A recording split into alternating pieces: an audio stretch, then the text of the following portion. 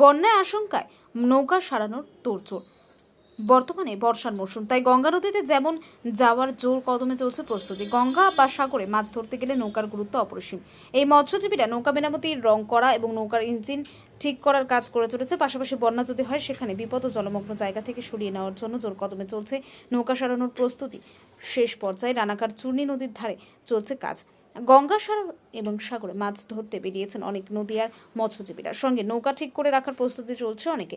নৌকা সারানোর মিস্ত্রি বলেন যে আমাদের কয়েক মাসের জন্য কাজের চাপ থাকে, প্রচন্ড বর্ষার আগে থেকে কাজ শুরু হয়, বংশ পরম্পরায় এই কাজ করে আসছে। তবে শালকাঠ দিয়ে নৌকা সারালে খরচ লাগে ভালোই।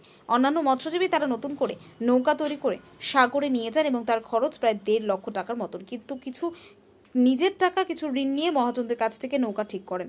প্রতিদিন মাছ ধরা শেষে পাইকারি মাছ বিক্রি করতে হয়। এভাবে জলের ওপর বিপদের ঝুঁকি নিয়ে যেমন চলতে হয়, পাশাপাশি বন্যার সময় সাধারণ মানুষের জন্য এগিয়ে আসতে হয়। নৌকা সারানোর নৌকা ভালো দেখভাল না রাখলে যখন তখন বড় দুর্ঘটনা ঘটতে পারে, তাই সব সময় চিন্তায় থাকে। আমার বাড়ি বলাগড়। আচ্ছা, তো বলাগড় থেকে এখানে এসেছেন, তাই তো? বলাগড় থেকে এসেছি। তো এখন নৌকা সারানোর ব্যাপারটা কেন থাকে? নৌকা সারানোর কারণ সামনে জল বাড়ছে, তো গঙ্গায় বা নদীতে জল বাড়ছে, এর পরিপ্রেক্ষিতে বন্যা হওয়ার সম্ভাবনা বেশি।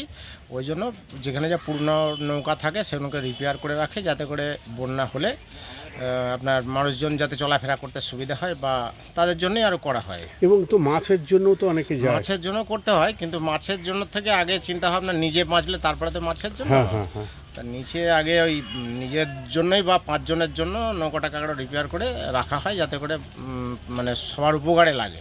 আর এই কাঠ কি দিয়ে? এগুলো শাল কাঠ দিয়ে সারলে মানে রিপেয়ার করলে ভালো হয়।